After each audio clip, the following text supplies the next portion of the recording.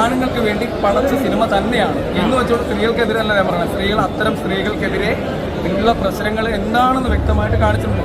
അതിൻ്റെ ആസിഫ് അലിയുടെ ക്യാരക്ടർ അത് ബിൽഡ് ചെയ്തേക്കുന്ന രീതി അടിപൊളിയാണ്. രേഖാചിത്രത്തിൻ്റെ മുകളിലേക്ക് ഇതങ്ങോട്ട് കിടക്കും. കാരണം വേറൊരു ക്യാരക്ടർ വേറൊരു ജോണറിൽ വന്ന സിനിമയാണ്. ആസിഫ് എന്ന് പറയുന്ന നടൻ മലയാളത്തിലെ സൂപ്പർ സ്റ്റാർ മെഗാസ്റ്റാർ അല്ല. എൻ്റെ അഭിപ്രായം ഞാൻ പറയാം. ഏറ്റവും നല്ല അഭിനയിക്കുന്ന വ്യക്തിയാണ് നടൻ. ആ നടൻ എന്ന ലേബലിലേക്ക് ആസിഫിന് എത്തിക്കഴിഞ്ഞു. പിന്നെ ഹരീഷ് രശോൻ, ജഗദീഷ് ഇവരെല്ലാം പെർഫോമൻസ് കൊണ്ട് തകർത്ത ഒരു സിനിമയാണ് ഈ ആഭ്യന്തര കുറ്റവാളി എന്ന് പറയുന്ന സിനിമ. ഞാൻ പറഞ്ഞില്ലേ ദാവൂദ് ഇബ്രാഹിമിന്റെ കഥയാണെന്ന് ഞാൻ വിചാരിച്ചത് ആഭ്യന്തര കുറ്റവാളി. പക്ഷെ അങ്ങനെ സിനിമയേ അടിപൊളി നമ്മുടെ നാട്ടിൽ നടക്കുന്ന കഥ. സ്ത്രീകൾ വന്നിരുന്ന് കാണുക. പുരുഷന്മാരുടെ ഉള്ളിൽ അവരൊതുക്കിയിട്ടുള്ള പല വിഷയങ്ങളുണ്ട്. അതിനെ മനസ്സിലാക്കി ആ ദാമ്പത്യ ജീവിതത്തിന് മുന്നോട്ട് കൊണ്ടുപോവുക. സ്ത്രീ ആണുങ്ങളുടെ കൂടെ നിന്ന് അവരെ പൊരുത്തപ്പെട്ട ആ ജീവിതം മുന്നോട്ട് പോവുക. അങ്ങനെ പറയുന്ന ഒരു കഥയാണ്.